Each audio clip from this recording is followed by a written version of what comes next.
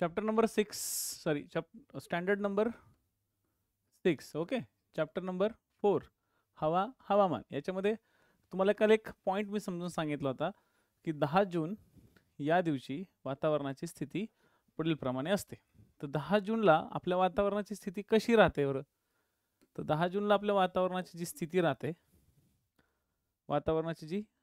राहते त्याच्यामध्ये सगळ्यात पहिले तर विचार हा करायचा की आपल्या जो भारत आहे या भारताच्या दक्षिणेकडून गेलेलं आहे विषुववृत्त 0 डिग्रीवर.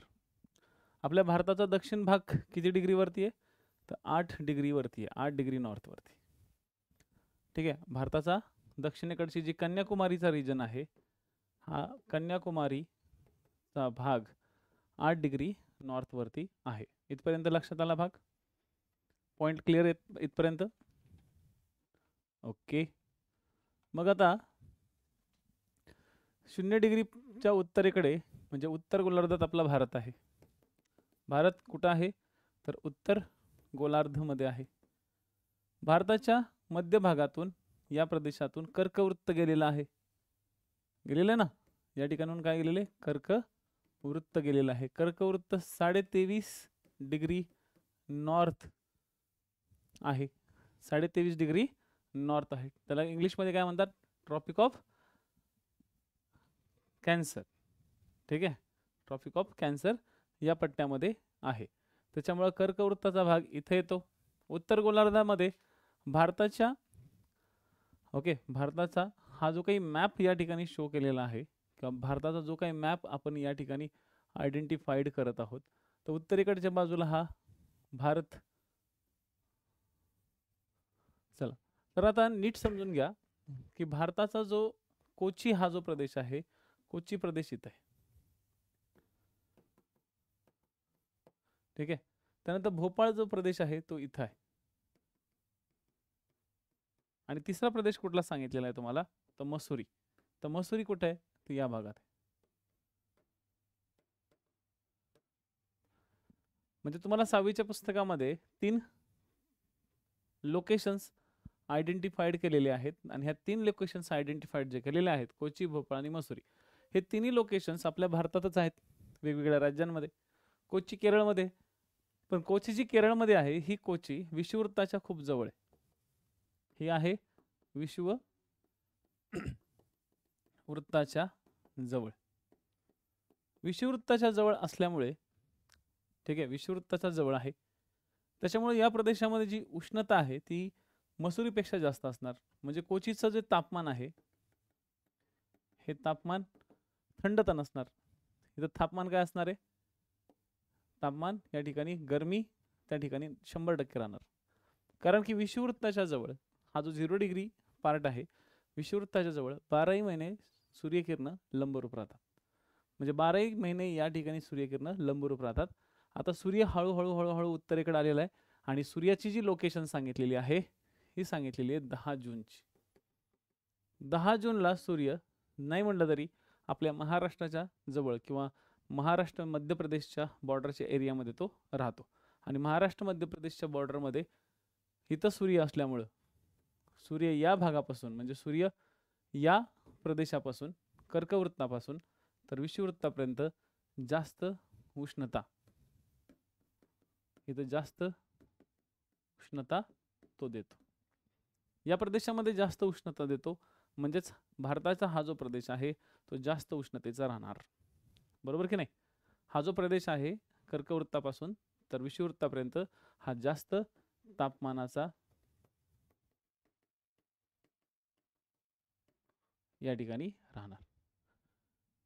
बरोबर? जास्त तापमानापर्यंत राहील. मग 10 जूनला काय सांगितलेलं आहे?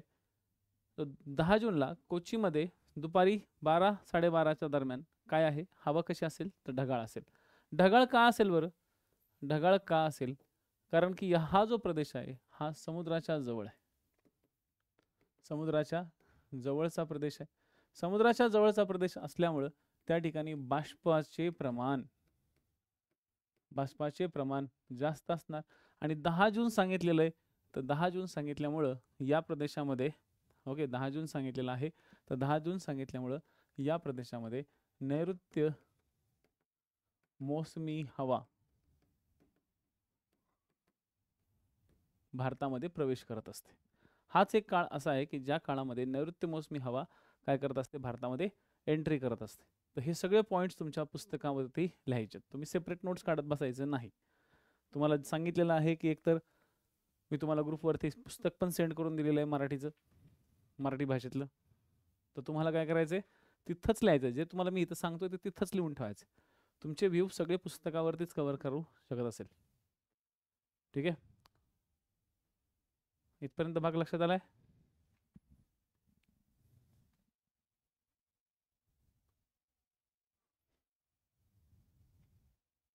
जस्ट 1 मिनिट द्या.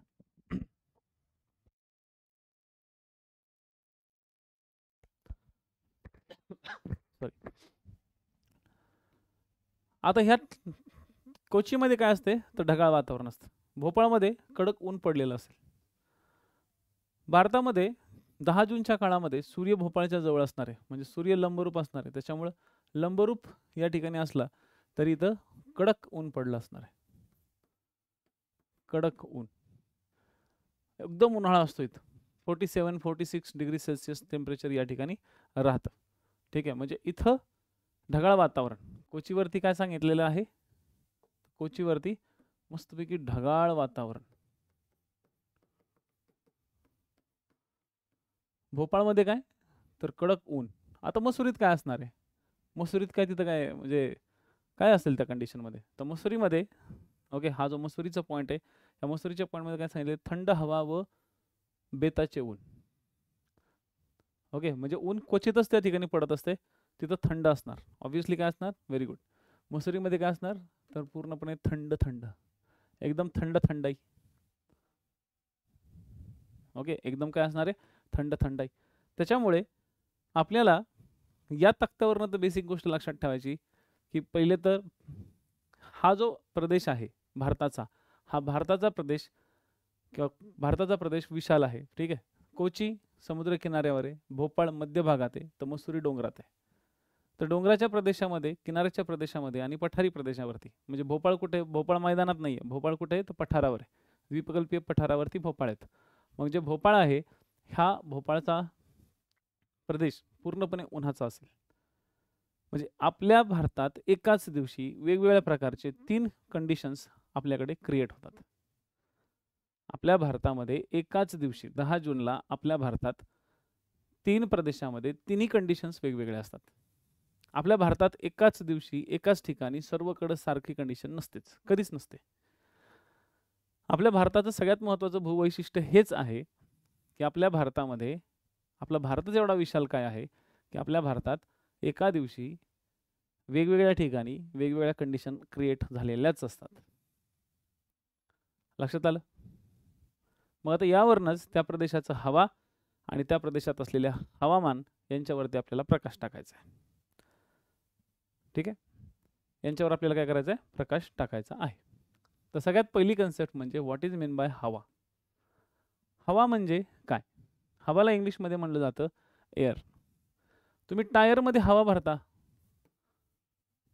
ठीक आहे, टायरमध्ये काय भरता, तुम्ही हवा भरता. तुम्ही पेट्रोल पंपवर गेल्यावरती पेट्रोल पंपवरती फ्रीमध्ये हवा भरून देतात ना, मग पटकन तिथं लाईनमध्ये लागायचं आणि हवा भरून घ्यायची. तर आपण त्याला काय म्हणतो, माझ्या टायरमध्ये, माझ्या गाडीच्या टायरमध्ये वायू भर असं म्हणतो का आपण त्याला, नाही म्हणत. लक्षात घ्या, एअर, एअर आणि वायू याच्यात फरक आहे. वायू म्हणजे गॅस, वायूला काय म्हणलं जातं, गॅस. ठीक आहे, आणि हवाला काय म्हणलं जातं, एअर. एक पर्टिक्युलरली गॅस म्हणजे काय राहतो, एक पर्टिक्युलरली गॅस राहतो, जसं अमोनिया गॅस, ठीक आहे, मिथाइल गॅस, एक पर्टिक्युलरली तो वायू राहतो. ठीक आहे, वायू पर्टिक्युलरली एक राहतो. आणि हे जे गॅस आहेत, जसं हायड्रोजन हा एक गॅस आहे, ऑक्सिजन हा एक गॅस आहे, नायट्रोजन हा एक गॅस आहे, कार्बन डायऑक्साईड हा एक गॅस आहे. या सर्व गॅसचं जे मिश्रण झालेलं असतं, सर्व गॅसचं जे मिश्रण असतं, मस्तपैकी मिश्रण झालेली जी अशी भेळ तयार झालेली असते, ही भेळ म्हणजे एक प्रकारची हवा. पण आता या हवेची बघा व्याख्या किती सुंदर दिलेली आहे आपल्या 6वीच्या पुस्तकात. म्हणजे ह्या अशा व्याख्या तुम्हाला डिस्क्रिप्टिव्ह पॅटर्नच्या विद्यार्थ्यांनी 2025 साठीच्या पोरांनी हे लक्षात ठेवायचं की एखाद्या ठिकाणची विशिष्ट वेळेला असणारी वातावरणाची स्थिती, एखाद्या ठिकाणची विशिष्ट वेळेला असणारी वातावरणाची स्थिती आपण प्रत्येकजण अनुभवत असतो. एखाद्या ठिकाणची, हे तर काय दिले, एखादं ठिकाण, आपल्याकडे ठिकाण आहे. आपल्याकडे ठिकाण किती आहे?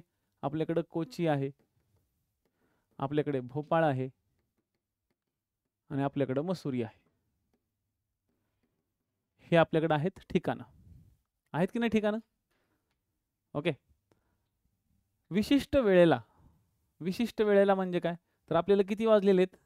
12:30 झालेले आहेत, बरोबर की नाही? हे असे छोटेसे वर्गीकरण बघा. वेळ तुम्हाला दिलेली आहे चार्टमध्ये, काय दिलेली आहे? वेळ 12:30. कधीचे? तर दुपारचे. दुपारची 12:20. तर दुपारची 12:20. ठीक आहे. आणि हे सगळे तुम्हाला पार्ट पण कव्हर करून दिले की उत्तराखंडमध्ये मसुरी आहे, मध्य प्रदेशमध्ये भोपाळ, केरळमध्ये कोची आहे, राईट. आणि इथं व्याख्येमध्ये काय दिले? एका ठिकाणची विशिष्ट वेळेला असणारी वातावरणाची स्थिती. मग 12:30 वाजता कोचीमध्ये वातावरणाची स्थिती कशी आहे? या ठिकाणी आहे ढगाळ वातावरण, या ठिकाणी आहे कडक ऊन आणि या ठिकाणी आहे थंडी. मग आपण काय म्हणू? कोचीमधील हवा कशी आहे? कोचीमधली हवा कशी आली? ढगाळ आली. ठीक आहे. कोचीमधील हवा कशी आहे? ढगाळ. मग ढगाळ हवा जर तिथं असेल म्हणजेच त्या ढगाळ हवेमध्ये आर्द्रता असते. त्या ढगाळ हवेमध्ये काय असते? आर्द्रता असते. म्हणजे कोचीमध्ये असलेली जी हवा आहे ही कशा स्वरूपाची आहे? तर हवा म्हणजे बघा, तिचे वर्णनही आपण करतो. तिचं आपण वर्णन केलं, ढगाळ आहे, कडक ऊन आहे, थंडी आहे. ही स्थिती अल्पकालीन असते. ही काय असते? अल्पकालीन असते. वेळ बदलली की हवा पण बदलते. वेळ बदलला की हवाचा भाग पण बदलेल. म्हणजे असा विचार करा की इथं दुपारचे 12:30 वाजलेत. कोचीमध्ये जर पहाटे, भोपाळमध्ये पहाटे आणि मसुरीमध्ये जर पहाटे आपण बघितलं असेल तर तिन्ही ठिकाणी थंड हवा असणार. पहाटे पहाटे कुठं गरम होतं का? नाही, लय उकडायला लागलं बाबा पहाटे पहाटे. ओके, असं आहे का? नाही. पहाटे हा एकदम थंडीचा काळ असतो. स्पेशली 3 ते 5 हा काळ सगळ्यात थंड काळ म्हणून ओळखला जातो. पहाटेचा 3 ते 5चा खूप थंडी असते त्या काळात, राईट.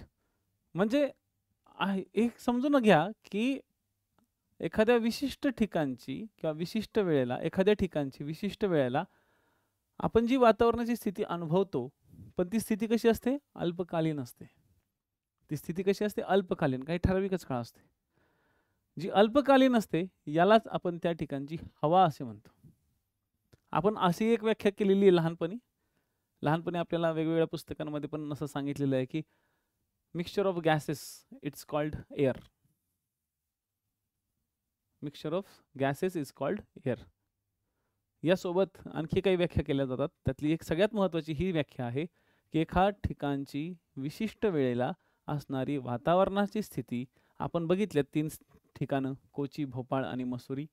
आपण 3 ठिकाणच्या एकाच वेळेला किंवा विशिष्ट वेळेला, विशिष्ट वेळ म्हणजे 12:30 वाजता दुपारच्या, कोची ढगाळ आहे, कडक ऊन आहे, थंडी आहे. तर मला सांगा, जर ढगाळ ऊन असेल म्हणजे त्या ठिकाणी आर्द्रता जास्त असणार. मग कोचीची हवा कशी असेल? तर कोचीची हवा आर्द्र असेल. आर्द्र म्हणजे काय? इंग्लिशमध्ये आर्द्रला ह्युमिडिटी म्हणतात. जे इंग्लिश मीडियमचे विद्यार्थी त्यांनी लक्षात ठेवा. आर्द्रता म्हणजे ह्युमिडिटी. ह्युमिडिटी म्हणजे काय? तर आपल्या एअरमध्ये किंवा आपल्या हवेमध्ये जर पाण्याचं प्रमाण जास्त असेल तर त्या पाण्याच्या प्रमाणाला म्हणतात ह्युमिडिटी. याचा एक छोटासा प्रयोग करून बघायचा, जो की जनरली तुम्ही उद्या करा. आज आणि हे सगळे मी जे प्रयोग सांगतोय ते एकट्यात करायचे, घरच्यांच्या समोर करायचे नाहीत. ओके, प्रॉब्लेम होतात. ठीक आहे. सगळ्यात पहिले तर सपोज आता ही बाटली आहे, ह्या बाटलीमध्ये पाणी भरा. पहिले तर बघा, ह्या बाटलीत जे पाणी तुम्ही भरलेले, ही बाटली कुठून लीक आहे का? कुठून लीक नाही आहे, पाणी पुढून गळत नाही आहे, काहीच नाही आहे. म्हणजे ह्या बाटलीत नथिंग एल्स. कुठूनच पाणी या बाटलीतलं पडत नाही. अशी उलटी केली तरी खाली टिपकत नाही किंवा काय होत नाही. मी झाकण उघडल्यावर पाणी पडू शकतं. आता ह्या बाटलीला मी नॉर्मल टेम्परेचरमध्ये ठेवलेली आहे. पण आता या बाटलीच्या आतमधलं जे पाणी आहे ते नॉर्मल टेम्परेचरचं आहे. मी कधी कधी जनरली नॉर्मल टेम्परेचरचं पाणी पितो, एकदमच थंड पाणी पित नाही. पण आता तुम्ही असं एक काम करायचं की तुम्ही तुमच्या घरात एक अशी छोटीशी बाटली असेल तर ही बाटली काय करा, बाटली फ्रीजरमध्ये ठेवा. फ्रीजच्या वरती एक कप्पा असतो छोटा, ज्यात बर्फ ठेवतो आपण, त्याला म्हणते फ्रीजर. ठीक आहे ना. आता ठेवाल दिवसभर त्याच्यात ठेवाल बाटली, तसं काय करू नका. फ्रीजरमध्ये बाटली ठेवायची आणि किती तास ठेवायची? बाटली तिथं नॉर्मल फक्त तुम्ही 10 मिनटं किंवा 15 मिनटं ठेवा. त्यानंतर ती बाटली बाहेर काढा आणि बाटली बाहेर काढल्यानंतर फक्त टेबलवर ठेवा. ओके, टेबलवर ठेवा किंवा तुमच्या हातावर ठेवा. अशी हातावर ठेवू नका कारण की हात दुखून जाईल. ओके, त्यापेक्षा तुम्ही काय करा, टेबलवर ठेवा. टेबलवर ठेवल्यानंतर या बाटलीच्या बाहेर असे हळूहळू पाण्याचे थेंब दिसतात. किती जणांनी हा अनुभव घेतलेला आहे?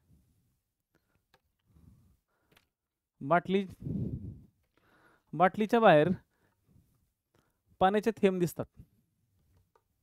बाटलीच्या वरती असे पाण्याचे थेंब दिसतात आणि असे हळूहळू थेंब एक एक एक एक एक एक एक एक खाली असा चाललेला असतो आणि मग खाली जमा होते. आणि बाटलीच्या जिथं टेबलावरती बाटली जर ठेवली असेल, ओके, टेबलावर बाटली ठेवली असेल तर त्या बाटलीच्या खाली पूर्णपणे पाणी साठलेलं असतं. ठीक आहे. का झालेलं असतं असं? असं का होतं? असं यासाठी होतं कारण की आपल्या आजूबाजूला, आपल्या हवेत, इवन मी आता जिथं उभा आहे, ओके, या हवेमध्ये सुद्धा पाणी आहे. पण आता हे पाणी मी असं हात फिरवला तरी माझ्या हाताला लागणार नाही. पण मी जर ही थंड बाटली फ्रीजरमधनं काढली आणि ती माझ्या टेबलवरती मी ठेवली, ओके, मी माझ्या टेबलवर ठेवली, तर एक 5 ते 10 मिनिटामध्ये या बाटलीला जी हवा स्पर्श होते, त्या हवेतलं पाणी ह्या बाटलीचं थंड असल्यामुळं ह्या थंड पृष्ठभागावरती पाणी ते चिटकतं. ठीक आहे, लक्षात ठेवा. म्हणजे एवढं लक्षात ठेवायचं की आपल्या हवेत पाणी असतं. मग जर जास्त पाणी असेल तर हे जास्त पाणी या ठिकाणी तयार होईल आणि जर कमी पाणी असेल तर कमी पाणी तयार होईल. सिंपल. पण पाणी तयार होईल. म्हणजे आपल्या हवेमध्ये ह्युमिडिटी असते आणि ह्याचा जर तुम्हाला शोध लावायचा असेल तर हा प्रयोग घरात करून बघा. मग तुम्हाला विश्वास बसेल की नाही सर, हे ह्युमिडिटी हा प्रकार आहे, म्हणजे हा अस्तित्वात आहे, ह्याचा आम्ही अनुभव घेतलेला आहे. जोपर्यंत तुम्ही अनुभव नाही घेणार ना, तोपर्यंत तुम्हाला हे कळणार नाही. आणि नकळत तुम्ही हा अनुभव तुमच्या लाईफमध्ये बऱ्याचदा घेतलेला आहे. तुम्ही हॉटेलमध्ये गेले, मस्तपैकी तुम्ही काय म्हणता, चिल वॉटर आण, चिल, एकदम थंड थंड पाणी. ठीक आहे. मग थंड पाणी आणून ठेवलं तर तुम्ही त्या थंड पाण्याची जी बाटली आहे ते टेबलवर ठेवता, पण त्या टेबलाच्या खाली काय झालेलं असतं, त्या बाटलीच्या खाली काय झालेलं असतं, तिथं पूर्णपणे पाणी पाणी झालेलं असतं. हा एक्सपिरियन्स तुम्ही तुमच्या लाईफमध्ये कधी ना कधीतरी घेतला असेल. जर नसेल घेतला तर घ्या, त्याशिवाय तुम्हाला जॉग्राफी कव्हर करता येणार नाही. राईट. म्हणजे याचा अर्थ तुमच्या आजूबाजूला तिथं आर्द्रता आहे. आता भोपाळमध्ये कडक ऊन पडलेलं आहे. भोपाळमध्ये 47 डिग्री सेल्सिअस तापमान, म्हणजे नागपूर सारखंच तिथं पण टेम्परेचर असतं. 47 डिग्री, 44, 45, 46. तिथं सुद्धा डिझर्ट कूलर लागलेले असतात आणि त्याच्यावरती मस्तपैकी बसलेले असतात लोक हवा खात. तर हे जे लोक असतात कडक ऊन असलेले, या कडक उन्हाच्या प्रदेशातले, हे लोक कूलर लावून ठेवतात.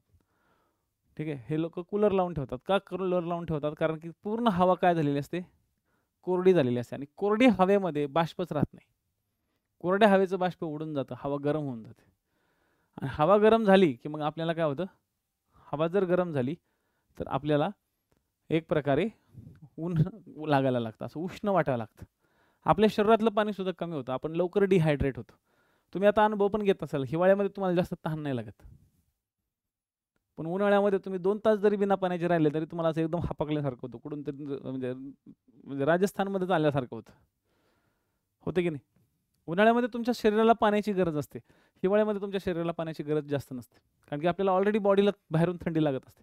इव्हन आताही काही लोक म्हणतात स्वेटर बिटर घालून असे मस्तपैकी काकडत बसले असतील, बरोबर ना. बाबा सगळे दरवाजे खिडक्या बंद करून बसले असतील.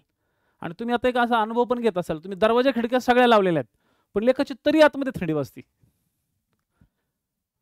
वाजते का नाही घराच्या आत? मग घराच्या आत शेक करायचा का? शेकोटी आतमध्ये घरात पेटवायची का? नाही नाही, ते सरांनी सांगितलं आपल्या काय घराच्या आतमध्ये हवेत पाणी असते, मग ते पाणी कमी करण्यासाठी आपण काय करू, शेकोटी घरात पेटवू. लेखक त्या शेकोटी सोबत जो धूर येईल ना, त्या धुरामुळे तुमचं प्राणवायू कमी होऊन जाईल. तसा काही प्रयत्न करू नका, लक्षात ठेवा. तुमच्या घरात तुम्ही जरी दरवाजे खिडक्या सगळ्या बंद केल्या तरी तुमच्या हवेमध्ये ऑलरेडी थंडावा आहे. तुमच्या हवेमध्ये ऑलरेडी पाण्याचं प्रमाण एवढं आहे की त्या पाण्याच्या प्रमाणावर कुठल्याही प्रकारच्या उष्णतेचा परिणाम होत नाही. लाईक मसुरीत, तुम्ही कधी मसुरीमध्ये जा किंवा कधी तुम्ही थंड हवेच्या ठिकाणी जा, थंड हवेच्या ठिकाणी तुम्हाला कधीच AC दिसणार नाही, थंड हवेच्या ठिकाणी कधी तुम्हाला फॅन दिसणार नाही. मी पण एकेकाळी उटीला गेलो होतो, तमिळनाडूच्या साईडला. तर उटीला गेल्यानंतर तिथं मला लिटरली कुठल्याच ठिकाणी मला फॅन हा प्रकारच नाही दिसला. कारण की तिथं गेल्यानंतर ऑलरेडी तुम्ही 2400 मीटरच्या उंचीवरती असता. 2400 मीटरच्या उंचीवरती ऑलरेडी तुम्हाला काय वाटणार आहे, तिथं एकदम थंड वाटतं. तिथं कसल्याही प्रकारचे फॅन नाही, कसल्याही प्रकारचं कूलर नाही, कसल्या प्रकारचं AC नाही. तिथं पूर्ण हॉटेल हे विदाऊट AC होते. गरजच नाही पडत. ओके, गरजच नाही पडत. उलट तिथं हीटर लावले होते लोकांनी. घरामध्ये हीटर मी पहिल्यांदा तिथं बघितले होते. ठीक आहे, घरातलं टेम्परेचर नॉर्मल ठेवण्यासाठी. तर असे प्रकार त्या ठिकाणी तुम्हाला दिसतील. मसुरीत तुम्ही गेले तर तुम्हाला तिथे हीटर जास्त दिसतील, कारण की घरामध्ये फक्त आणि फक्त बेसिक उन्हाळ्यातच त्यांना फक्त तिथं फॅनची गरज पडत असते. आणि ते मी गेलो होतो आय थिंक 10 मेला गेलो होतो. त्यावेळेस मस्तपैकी ऊन चालूच होतं. ठीक आहे, काही लोकांना माहिती असेल, माझ्याकडे एक हॅरी होता, हॅरीला घेऊन गेलो होतो. ठीक आहे, तर त्यावेळेस त्याचा एक म्हणजे मी एक्सपिरियन्स त्या ठिकाणी घेतला होता की बाबा एकदम वेगळ्या प्रकारचं आगळं वेगळं स्वरूप तिथं होतं. म्हणजे हे तुम्ही तुमच्या लाईफमध्ये पण अनुभव करून घ्यायचा आहे. कारण की जोपर्यंत तुम्ही ही छोटी छोटी पुस्तकं जी आहेत हे तोपर्यंत तुम्ही समजून नाही घेत, तोपर्यंत तुम्हाला पुढचं काहीच नाही समजत. ठीक आहे, आता लक्षात ठेवा, थंड हवा असते, गरम हवा असते, कोरडी हवा असते, दमट हवा असते. अशा वेगवेगळ्या हवेचे स्टेजेस असतात. आणि या हवेमध्ये जे वायू असतात ते वायू वेगवेगळ्या प्रकारचे पण असतात. पण आता आपण हवेवरती जास्त कॉन्सन्ट्रेशन ठेवू, वायूवरती आपल्याला जास्त जायचं नाही आहे. आपल्याला कशावर राहायचं आहे, हवेवरती फोकस ठेवायचा आहे. तर ही झाली हवेची स्थिती. हवेच्या स्थितीनंतर बघा, तुम्हाला एक कन्सिडर या ठिकाणी केलं जातं. बघा, लहानपणापासून तुम्ही उन्हाळा, पावसाळा आणि हिवाळा असे ऋतू अनुभवलेले आहेत. अनुभवलेच का नाही? आता तुम्ही कुठला ऋतू अनुभवताय रे? उन्हाळा. उन्हाळा तुम्ही दुपारी जरी 3 वाजता उभे राहिले ना उन्हात किंवा 12 वाजता, तरी तुम्हाला आता उन्हाळा जाणवणारच नाही ना. आता पावसाळा आहे, आता काय आहे, तर आता हिवाळा आहे. हिवाळा जो हा ऋतू आहे, हा हिवाळा ऋतू तुम्ही सध्या अनुभवताय. कदाचित काही विद्यार्थी लेट ॲडमिशन घेतील उन्हाळ्यामध्ये, काही विद्यार्थी पावसाळ्यात आपल्याकडे येतील. तर ते त्यामध्ये उन्हाळ्यामध्ये तुम्हाला वेगळा फिलिंग येईल. उन्हाळ्यामध्ये आपल्याकडे सूर्य लंबरूप असतो. ठीक आहे, उन्हाळ्यामध्ये सूर्याची किरणं आपल्याकडे लंबरूप असतात. सूर्याची किरणे लंबरूप असतात. तर हिवाळ्यामध्ये सूर्याची किरणं तिरपी असतात. सूर्याची किरणे तिरपी असतात. त्याच्यामुळे आपल्या भारतामध्ये हिवाळा आपण अनुभवतो. म्हणजे आता मग तुम्ही विचार करायचा की 1 जानेवारी, ठीक आहे, तर डिसेंबर हा तुम्हाला दिलेल्या, ओके, सांगा पाहू, म्हणजे हे तुम्हाला सांगितलेलं आहे 1 जानेवारी ते 31 डिसेंबर या वर्षभराच्या काळात साधारणतः कोणते ऋतू कोणत्या महिन्यात येतात ते तुमच्या वहीत लिहायचे. ठीक आहे, हे सगळं हा तुम्हाला दिलेला टास्क आहे. आज हा तुम्हाला दिलेला टास्क आहे. मी तुम्हाला दिलेला टास्क कंप्लीट करत चला. मी तुम्हाला ज्यावेळेस वेबिनारमध्ये येईल आणि मी तुमच्या ज्यावेळेस नोट्स मागेल, तुमच्या जर नोट्स कंप्लीट नसतील ना, तिथं तुमचे नाही, मी सगळ्यांच्या समोर तुम्हाला मी माझा खरा ओरिजिनल अवतार त्यावेळेस तिथं दाखवेल. मी तुम्हाला आता नाही दाखवणार. तुम्ही फक्त अभ्यास करू नका फक्त, मग तुम्हाला बघतो मी. तुम्हाला इंटिग्रेटेड बॅचलाच घेतलं म्हणून समजा, आणि इंटिग्रेटेड बॅचची मी फीज लई कमी ठेवणार आहे. आणि तिथं असेच पोरं घेणार की जे खरंच पुढे जाऊन परीक्षेत किंवा दिवे लावतील काहीतरी. तुम्ही फक्त मला तिथं सेटच करा की बाबा नाही, आम्हाला जमलंच नाही, वेळच नाही मिळाला. तुम्ही फक्त वेळेचंच कारण मला द्या. पाऊस पडत असेल त्यावेळी आपण कोणते विशेष कपडे घालतो? तर आम्ही लोकरीचे कपडे घालतो पाऊस पडत असेल त्यावेळेस. आम्ही लोकरीचे कपडे घालतो, आम्ही जाड जाड कपडे घालतो. असतं का असं? लोकरीचे कपडे घालता का पाऊस पडत असल्यावर? ठीक आहे, ओके. लोकरीचे कपडे आपण केव्हा वापरतो? ओके, तलम सुती कपडे प्रामुख्याने कोणत्या ऋतूत वापरतात? ओके, तर ह्या बेसिक गोष्टी आहेत, ह्या जनरल 6वीच्या पोट्ट्यांसाठीच्या गोष्टी आहेत. वर्गामध्ये सर जनरली असे विचारतात, हे तर तुम्ही फक्त पुढे काय करायचे त्याची उत्तर लिहून ठेवायचे. हे तुम्हाला येणार नाही एमपीसीला, पण याच्यातून तुमची थिंकिंग डेव्हलप होती. याच्यातून काय होते? थिंकिंग डेव्हलप होते. म्हणजे जानेवारी मध्ये आपण जाम गारटलेलो असतो, इथं थंडी असते. ठीक आहे, मग आपल्याकडे काय होतं की एक साधारणतः मार्च पासून आपल्याकडे उन्हाळा सुरू होतो. ओके, पण उन्हाळा एकदम सुरू होत नाही. ओके, उन्हाळा एकदमच असा एकदम फुल फॉर्म मध्ये येत नाही, पण एक साधारणतः मार्चच्या पासून आपल्याकडे उन्हाळा स्टार्ट होतो आणि जून पासून आपल्याकडे पावसाळा सुरू होतो. आणि जानेवारी पासून थंडी सुरू होत नाही, ऍक्च्युअली ती नोव्हेंबर पासून आपल्याकडे फुल फॉर्म मध्ये येत असते. जानेवारीत थंडीच असते, डिसेंबरमध्ये सुद्धा थंडी असते. तर तुम्ही हा एक पॉईंट लक्षात ठेवायचा की कोणत्या काळामध्ये कोणते आपल्याकडे ऋतू आहेत. मग आपल्याकडे साधारणतः कॉमन 3 ऋतू आहेत. जागतिक पातळीवरचे 2 ऋतू आहेत, पावसाळा हिवाळा. उन्हाळा आणि हिवाळा. आपल्या भारतामध्ये पावसाळा, उन्हाळा, हिवाळा. पण याच्यामध्ये ग्रीष्म ऋतू, कधी कधी तुम्हाला असे विचारलं जाऊ शकतं, वसंत ऋतू, शरद ऋतू, असे सुद्धा कधी कधी तुम्हाला क्वेश्चन्स ट्रॅप होऊ शकतात. वसंत कधी असतो, शरद कधी असतो, ग्रीष्म कधी असतो. ठीक आहे, हे पॉइंट्स तुम्हाला टार्गेट होतात. मग आता हेच तुम्हाला काय दिलेलं आहे, मी टास्क दिलेला आहे. तर जानेवारी ते डिसेंबर या वर्षभराच्या काळात ऋतू कधी कधी असतात आणि कोणत्या कोणत्या महिन्यात असतात ते तुम्हाला लिहायचे. आता हे झालं हवामानाचं. आता येऊ आपण हवेचं. आता येऊ आपण नेक्स्ट पॉइंट मध्ये, इट्स कॉल्ड हवामान. ओके, आपण हवामान किंवा आपण बरेचदा ऐकत असतो की हवामानाचा अंदाज, यावेळेस थंडी खूप जास्त आहे. हा काय? हा अंदाज आहे. आपल्याकडे थंडी खूप जास्त आहे. थंडी खूप जास्त आहे याचं रिझन काय? तर आपल्याकडे थंडी जास्त आहे याचं रिझन खूप काही आहे. आपल्याकडे दरवर्षी दक्षिणेकडे सूर्य जातो त्यावेळेस आपल्याला थंडी असते, पण कधी कधी आपल्याकडे अति जास्त मोठ्या प्रमाणात थंडीचा इफेक्ट पडतो. मग याला खूप सारी कारणं आहेत. ती कारणं आपण पुढच्या इयत्तांमध्ये शिकत जाऊ. पण आपल्याकडे जी कारणं आहेत ना, ही खूप महत्त्वाची कारणं आहेत. बघा, हे तुमच्या लक्षात आलं पाहिजे की एक ऋतू म्हणलं की ऋतूचा एक विशिष्ट कालावधी असतो. ऋतूचा काय असतो? एक विशिष्ट कालावधी असतो, विशिष्ट कालावधी. आपल्याकडे कधी जानेवारी मध्येच मान्सून येईल का? आपल्याकडे कधी डिसेंबर मध्येच मान्सून येईल का? आपल्याकडे एक पर्टिक्युलरली मान्सूनचा काळ म्हणजे पावसाळ्याचा काळ, आपल्याकडे उन्हाळ्याचा काळ म्हणजे डिसेंबर मध्येच तुम्हाला खूप ऊन लागते असं होणारच नाही, कधीच होणार नाही. तुम्ही डिसेंबर मध्ये असं म्हणू शकत नाही की सर खूप ऊन लागते. जानेवारी मध्ये सुद्धा तुम्ही म्हणू शकत नाही की सर खूप ऊन लागतं. कधी कधी अशी सिच्युएशन येईल, त्याला आपण म्हणू हवामानातील बदल. बऱ्याचदा काय होतं, काही लोक त्याला काय म्हणतात, हवामानातील बदल. तर हवामानात थोडासा बदल होतो, हवामानातल्या बदलामुळे होतं हे मान्य करू शकतो आपण. ठीक आहे, हवामानातल्या बदलामुळे हे होतं हे आपण मान्य करू शकतो. पण प्रत्येक ऋतूमध्ये सहसा वेगवेगळ्या प्रकारचे हवामान असतात. पावसाळ्यामध्ये पाऊस पडणार, हिवाळ्यामध्ये थंडी वाटणार, उन्हाळ्यामध्ये गरमी होणार, हे तुम्हाला फिक्स आहे, बरोबर की नाही? पॉइंट लक्षात आले? ठीक आहे, म्हणजे प्रत्येक ऋतूचा एक विशिष्ट कालावधी असतो आणि सर्वसाधारणपणे वर्षाच्या याच कालखंडात आपण हे ऋतू अनुभवत असतो. हवामानशास्त्रज्ञ एखाद्या प्रदेशातील हवेचे अनेक वर्ष निरीक्षण करतात आणि ह्या अभ्यासातून त्या प्रदेशातील हवेची सरासरी स्थिती निश्चित केली जाते. काय लक्षात घ्यायचं? हवेची सरासरी स्थिती. हवेची अशी दीर्घकालीन सरासरी स्थिती म्हणजे त्या प्रदेशाचे हवामान. पॉइंट लक्षात ठेवा, दीर्घकालीन सरासरी स्थिती.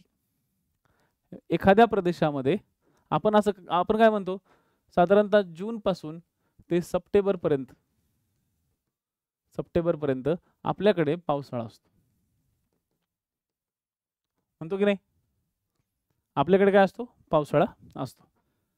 हा जो पावसाळा आहे तो या काळातच सर्वात जास्त असतो.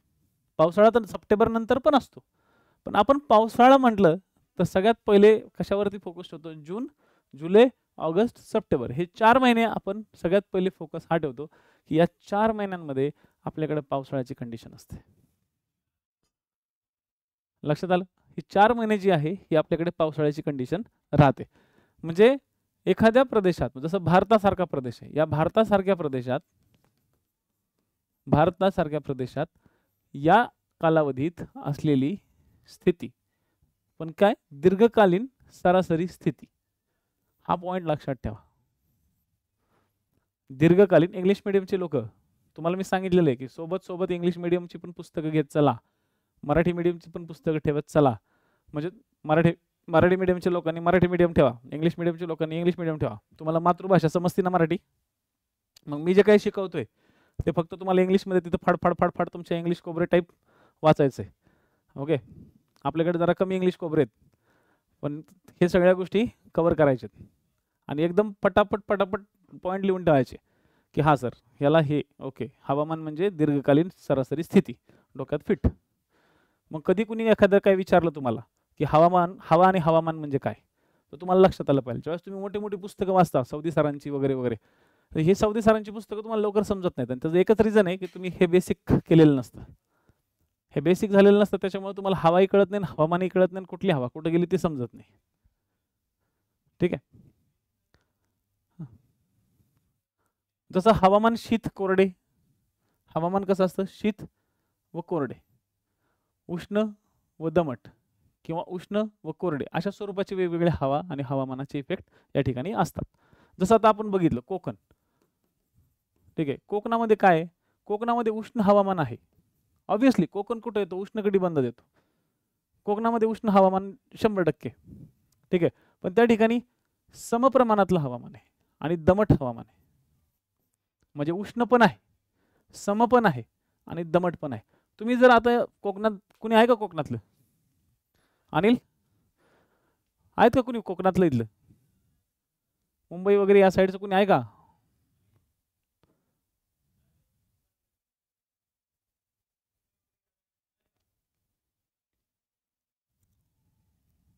कोकणामध्ये जनरली काय होतं, कोकणामध्ये बऱ्याचदा असा एक इफेक्ट दिसतो की कोकणामध्ये तुम्हाला थंडीच्या काळात थंडी नाही लागत. कोकणामध्ये थंडीच्या काळात थंडी लागत नाही आणि उन्हाळ्याच्या काळात ऊन लागत नाही, असं असतं. पावसाळ्याच्या काळात बदाबदा पाऊस पडतो, ते काही गोष्ट सांगायची नाही. पण त्या ठिकाणी हवेची जी स्थिती असते ना ती कशी असते? समप्रमाणातली असते. म्हणजे तिथं खूप जास्त फरक नाही पडत. तुम्ही जर आता इथं घराटलेला आहात, आता इथं घराटलेला आहेत, तुम्हाला कोकणात गेल्यानंतर आपल्यापेक्षा कोकणातलं टेम्परेचर हे थोडंसं जास्तच असणार. म्हणजे आपल्याकडे जर 12 असेल, 12 ते 17 असेल, कोकणात ते 20, 22, 25च्या आसपास असतं. आपल्यापेक्षा थोडंसं 5 ते 6 डिग्री सेल्सिअस तिथं टेम्परेचर काय असतं? थोडंसं जास्त राहतं. हिवाळ्याची गोष्ट करतोय मी. आणि उन्हाळ्याची जर गोष्ट केली तर उन्हाळ्यामध्ये विदर्भ इकडे परागदी 47 डिग्री सेल्सिअस पर्यंत जातोय, पण कोकण कधीच 35च्या वरती जात नाही. म्हणून कोकणामधलं जे टेम्परेचर आहे ना, हे कोकणातलं टेम्परेचर हे समप्रमाणात असतं. गरमीत जास्त गरमी नाही, थंडीत जास्त थंड नाही. म्हणून लोक हवा पलटण्यासाठी, म्हणजे जे लोक असले आजारी असतात ना, की सारखेच आजारी पडते, सारखंच आजारी पडते, सारखंच आजारी पडते, किंवा ज्या लोकांना दम्याचा त्रास असतो, हे लोक हवा पलट करण्यासाठी कोकणात जातात. महिना 2-2 महिने राहतात. का राहतात? हवा पलटण्यासाठी, रिलॅक्स होण्यासाठी. कोकणात जे लोक जातात, जे राहतात, आणि आता हे बघा आपल्या या आत्ताच्या लाईफमध्ये लोक नाही जातात कुठं, तर जिथं आहे तिथंच काम करत राहतात. पण जुन्या काळातली लोक खास करून हवा पलट म्हणून कोकणामध्ये जायचे. का? कारण की कोकणामध्ये असलेली जी हवा आहे ती दमट हवा आणि त्या ठिकाणी असलेलं सम वातावरण हे तिथल्या लोकांना खूप छान वाटतं आणि आरोग्यासाठी सगळ्यात चांगलं वातावरण तेच आहे. याबरोबर तुम्ही कधी विदर्भात, नागपूरला, इकडं आमच्या नाही, तुमची इकडं तंदुरी झाली नम्यमध्ये तर नाव बदला. अहो इथं चालता सुद्धा येत नाही. सकाळी 8 वाजताच तुम्हाला 42 डिग्री 44 डिग्रीचं टेम्परेचर असते. 8 वाजता 8 वाजता 42 आणि 44 डिग्री सेल्सिअस. मी कधी माझ्या पुण्यात पण नाही बघितलं. पुण्यात हे टेम्परेचर 42-44 दुपारचं असतं, 12 ते 3च्या दरम्यानचं. इथं सकाळी 8:30 वाजता टेम्परेचर किती असते? 42 ते 44. आणि दुपारचं टेम्परेचर इथं 47 लाही लाही होते आणि रात्री 12 वाजेपर्यंत इथलं टेम्परेचर हे कसं असतं, थोडंसं हॉट राहतं. रात्री म्हणजे सूर्य खाली गेला, सूर्य मावळला की लगेच इथं थंडी पडते, असं नाही होत. ओके, असं इथं होत नाही.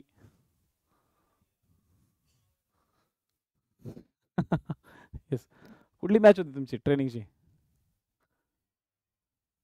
कोणत्या वर्षीची मॅच आहे? लक्षात आलं की मी काय म्हणतोय? त्याच्यामुळे कोकणातलं जर हवामान आपण बघितलं तर ते उष्ण, सम आणि दमट अशा स्वरूपात असतं. हवेमध्ये तापमान, वारे, आर्द्रता ह्या सगळ्या गोष्टींमुळे वारंवार बदल घडत असतात. हवेमध्ये काय असतात? तापमान. तापमानात बदल कोण आणतं रे? सूर्य. या सगळ्यांना कारणीभूत कोण आहे? वारे कुणामुळे तयार होतात? लेखात तर सूर्यामुळे होतात. आणि आता हेच सगळ्या गोष्टी तुम्हाला पुढे बघायच्यात. तुम्हाला तापमान बघायचंय, वारे बघायच्यात, आर्द्रता बघायच्यात. हे सगळे कंपोनेंट तुम्हाला पुढे बघायच्यात आणि हे एकदा तुम्ही बघितले की तुम्हाला मग याचा संबंध मी हळूहळू महाराष्ट्राशी जोडतो ना तुम्हाला शिकवत असताना. मग बघा तुम्हाला कसं परफेक्टली समजेल की आपल्या 6वी 7वीची पुस्तकं आपल्या महाराष्ट्राची मी हळूहळू लिंक करतो, जेणेकरून भविष्यामध्ये तुम्हाला हे सगळं सांगताना मला अडचण जाणार नाही. समजलं? ओके. या इत्यादींमुळे वारंवार बदल घडताना आपल्याला दिसतो. ही सर्व हवेची प्रमुख अंगे आहेत. मग आता हे जे अंगे आहेत, ही कोणती कोणती अंगे आहेत? तर हवेची अंगे आपण समजून घेऊ. सगळ्यात पहिले तापमान. तापमान आपण पुढे डिटेलमध्ये पाहणार आहोत, पण या चॅप्टरच्या दृष्टिकोनातून तापमान आपण समजून घेऊ. पृथ्वीच्या पृष्ठभागात सूर्यापासून जी उष्णता मिळते, मग लगेच चित्र तयार करायचं डोक्यात. सूर्यकाका. हे सूर्यकाकाला कधी विसरायचं नाही. हे कोण आहे? सूर्यकाका. सूर्यकाकांवरती असलेल्या हायड्रोजन आणि हेलियमच्या संयुक्तीकरणामुळे सूर्यकाकावरती लय हायड्रोजन बॉम्ब फुटतात आणि सूर्यकाका कायम तापलेले असतात. ओके, एवढे तापलेले असतात, एवढे तापलेले असतात, कायम चिडके आणि तापलेले म्हणजे सूर्यकाका. हे सूर्यकाका या त्यांच्या उष्णतेमुळे त्यांची कडची जी उष्णता आहे, ही उष्णता आपल्या पृथ्वीपर्यंत येते आणि पृथ्वीवरती आल्यावर पृथ्वीवर ज्यावेळेस त्यांची सूर्यकिरणे येतात, ही सूर्यकिरणे पृथ्वीवरती आल्यानंतर पृष्ठभागाला तापवतात. पृष्ठभाग तापवतात. या सूर्यकिरणांचा बराच फायदा आहे, झाडांना तर खूप फायदा होतो. ठीक आहे, परंतु या गोष्टींमुळे या सूर्याची जी सूर्यकिरणं आहेत, या सूर्यकिरणाला असते उष्णता. या उष्णतेमुळे पृथ्वीचा पृष्ठभाग तापतो. तापलेल्या पृष्ठभागाच्या सानिध्याजवळ किंवा सानिध्यामुळे जवळची हवा तापते. आता इमॅजिन करा, या ठिकाणी एक पृष्ठभाग आहे. ठीक आहे, या ठिकाणी एक पृष्ठभाग आहे. या पृष्ठभागावरती तुम्ही सपोज उभे आहात. ठीक आहे, तुम्ही कधी इमॅजिन केलंय का की दुपारी 12च्या नंतर किंवा 12 किंवा 1 वाजता मे महिन्यामध्ये कोणी फरशीवरती उन्हात किंवा वरांड्यावरती असलेली जी फरशी आहे, त्या फरशीवर कोणी चालायची डेअरिंग करेल का 3 तास? किंवा 12 ते 1 तास मी सर फरशीवर उभा राहून दाखवतो, बिना चपली जा. किसमें है वो दम बताओ? निकिता ट्राय करते का? अमित? अपेक्षा? काजल? वर्षा राणी? करता का ट्राय? हे तुम्ही मे महिन्यामध्ये फरशीवरती 12 ते 1 पर्यंत उभं राहून दाखवा. तुम्ही नाही राहू शकत. नाही राहू शकत. का नाही राहू शकत? बिकॉज ऑफ हे जे सूर्यकाका तापलेले असतात, हे तापवलेले सूर्यकाका, तापलेले सूर्यकाका आपली सूर्यकिरणं पृथ्वीवर फेकतात आणि पृथ्वीवर फेकल्यामुळं आपल्या पृष्ठभागावर ही सूर्यकिरणं पडतात. आता लक्षात घ्या, पृष्ठभागावर पडल्यानंतर पृष्ठभाग हा ट्रान्सपरंट आहे का रे? पृष्ठभागावर सूर्यकिरण पडल्यानंतर काय होतं? पृष्ठभागावर सूर्यकिरण पडल्यानंतर हे पृष्ठभागाच्या आत नाही जात, तर काय करतात? हे पृष्ठभागाला एवढे तापवतात, एवढे तापवतात, एवढे तापवतात की पृष्ठभाग पूर्णपणे गरम होऊन जातो. पृष्ठभाग जो असतो जमिनीचा, हा पृष्ठभाग ओके पारदर्शक नसतो, म्हणजे ट्रान्सपरंट नसतो. पारदर्शक म्हणजे काय? ट्रान्सपरंट. पारदर्शक नसतो. त्याच्यामुळे काय होतं की हा पृष्ठभाग खूप तापवला जातो आणि हा तापल्यामुळे आपली फरशी पण तापते. आपली फरशी काय होते? तापते. आणि फरशी तापल्यावर ओके, फरशी ज्यावेळेस तापते, त्या फरशी तापल्यामुळे आपला पृष्ठभाग तापतोच तापतो, पण त्या पृष्ठभागाच्या जवळची जी हवा आहे, ही जवळची हवा सुद्धा तापते. ही जवळची हवा ही तापते.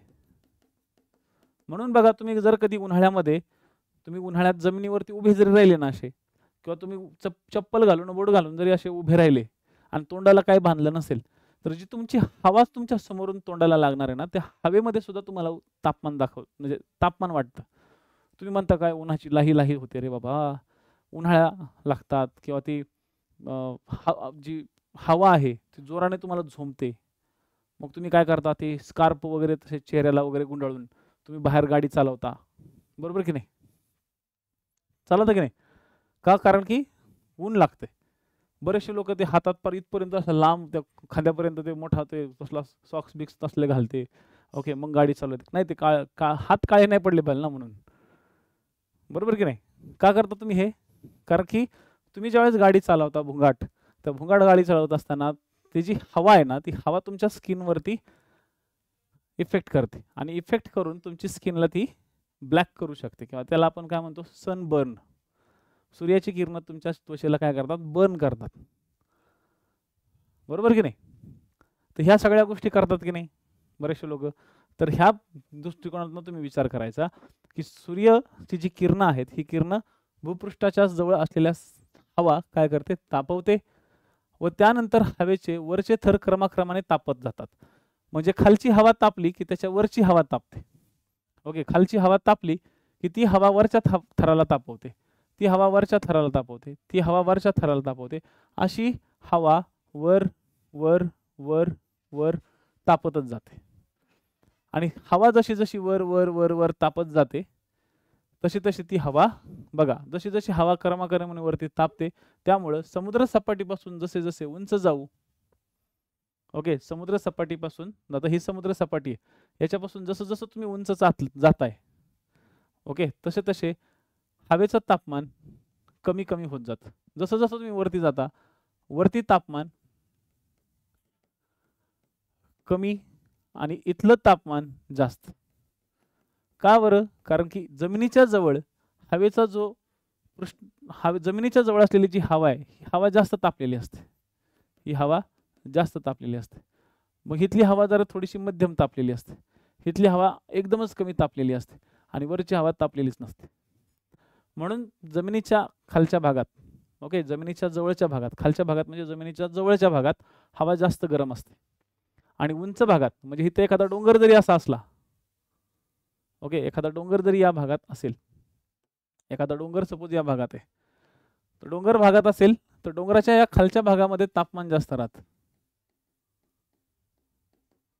पण डोंगराच्या वरच्या भागात वरच्या शेंड्यावरती या ठिकाणी तापमान कमी राहतं.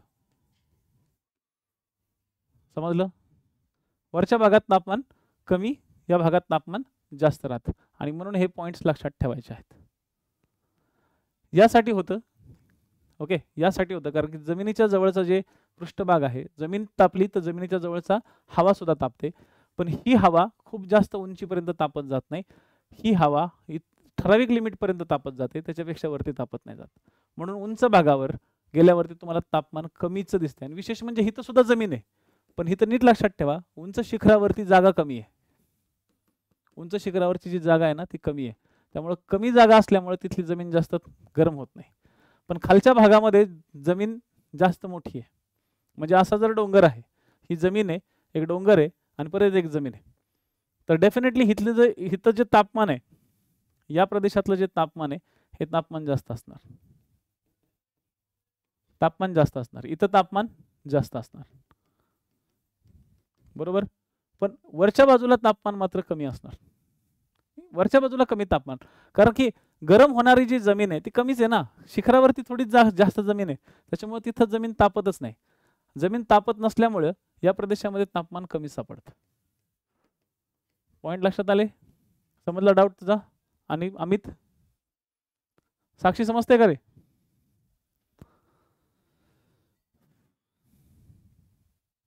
पॉइंट क्लिअर आहे?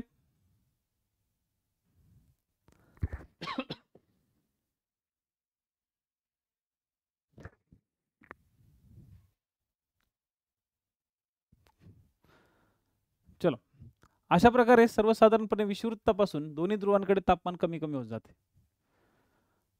साधारणपणे विषुववृत्तापासून दोन्ही ध्रुवांकडे तापमान काय होत राहतं, कमी कमी जातं. राज्यसेवेला जे आता क्वेश्चन एक लाईन टार्गेट झाली होती, त्याचा आधार हा आहे, आपण असं म्हणू शकतो.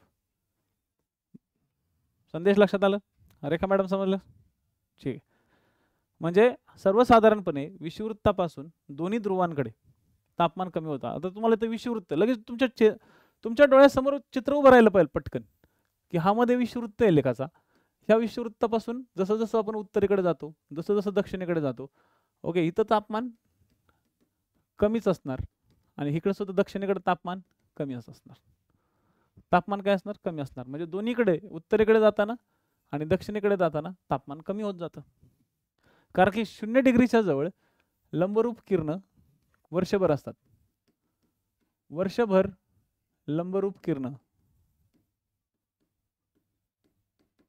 0 डिग्रीवर असतात, म्हणजे विषुववृत्तावर असतात. आणि वर्षभर लंबरूप किरण त्या ठिकाणी असली तर डेफिनेटली त्या प्रदेशामध्ये तापमान जास्त राहणार. आणि वर्षभर तिरपी किरण ह्या दोन्ही ध्रुवांवरती असतात आणि वर्षभर तिरपी किरण त्या दोन्ही ध्रुवांवर असल्यामुळे ऑब्व्हियसली त्या ठिकाणी काय असणार, तर त्या प्रदेशामध्ये जो टेम्परेचरचा भाग आहे तो टेम्परेचर खूपच कमी असतं, खूपच म्हणजे अगदी मायनसमध्ये असतं. ठीक आहे. दुसरं जे अंग आहे ते म्हणजे हवेचा दाब. हवेला वजन असतं माहिती आहे. तुम्ही जर एखादा फुगा फुगवला, ओके, तुम्ही एखादा फुगा फुगवा, कधी उरसात बिरसात गेले होते का नाही कधी लहानपणी? उरसात बघा लहानपणी फुगे तुम्ही फुगवत असाल तर काही काही फुगे असे वरती कायम वरतीच असतात, ते कधी खाली येत नाही. आणि काय काय जे आपण तोंडाद्वारे जे आपण फुगे फुगवतो, ओके, पार फुकू फुकू गाल फुगे होतात काय काय पोट्ट्यांना. तर तोंडाद्वारे जे आपण फुगे फुगवतो ते फुगा आपण फुगवल्यानंतर त्याला वरती मस्त त्याचं तोंड बांधल्यानंतर आपण त्याला जर फेकला, ओके, जर त्याला फेकला तर तो फुगा असा वरतीच जाते का?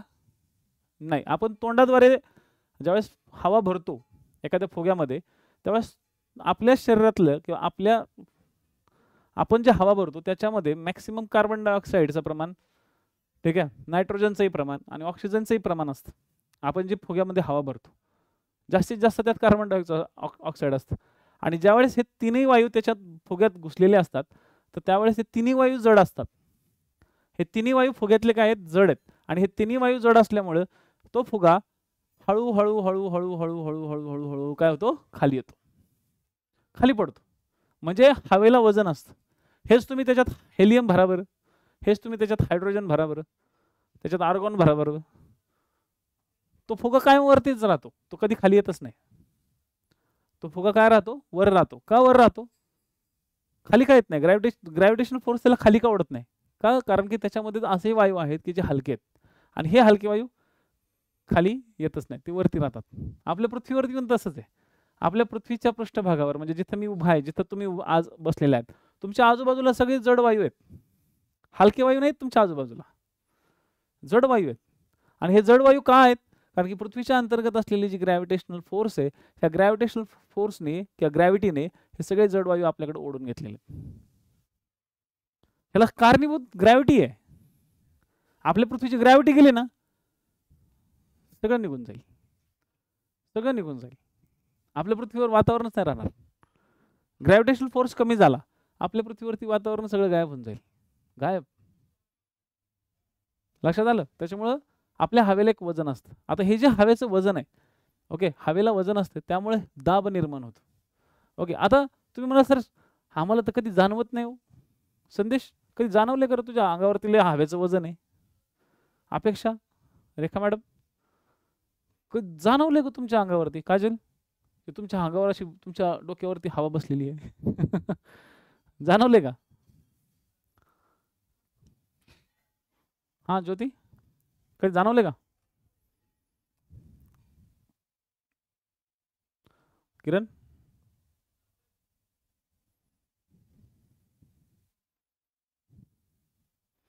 हा एक्झॅक्टली. म्हणूनच तुम्ही डोंगरावरती गेलात ना, उंच उंच डोंगरावर गेल्यानंतर तुम्हाला इथं O2 एकदम कमी होऊन जातो, कारण की तो जड आहे, तो खाली राहतो जास्त. माउंट एव्हरेस्टवरती म्हणून तर लोक सिलेंडर ऑक्सिजनचं सिलेंडर घेऊन वरती जातात. ठीक आहे. तुम्हाला त्या एक गोष्ट माहितीसाठी एक गोष्ट सांगतो. तुम्ही आज जे उभे आहात ना, म्हणजे तुम्ही आता सपोज मस्तपैकी पुढे चालत गेले किंवा तुम्ही उभे जरी राहिले ना, उभे राहा बरं उभं.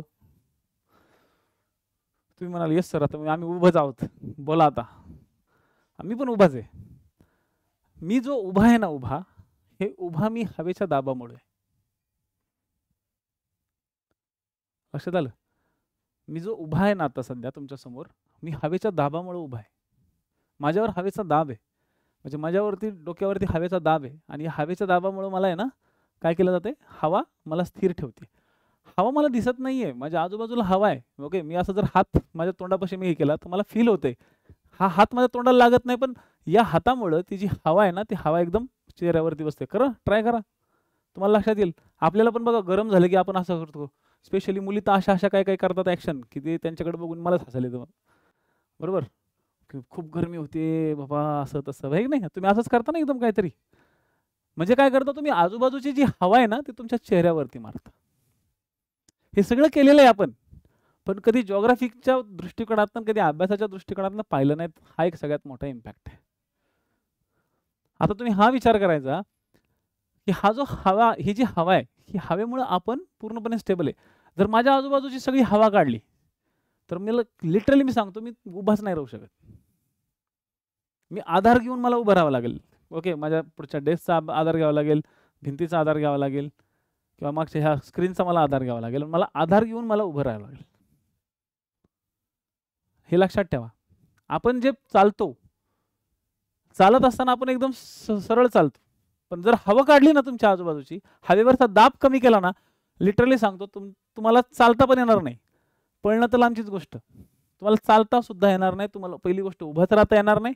उभं जर राहायचा प्रयत्न केला तर तुम्हाला चालता येणार नाही, आणि चालता नाही आली तर तुम्हाला मग काय करावं लागेल, प्रॉब्लेम येईल.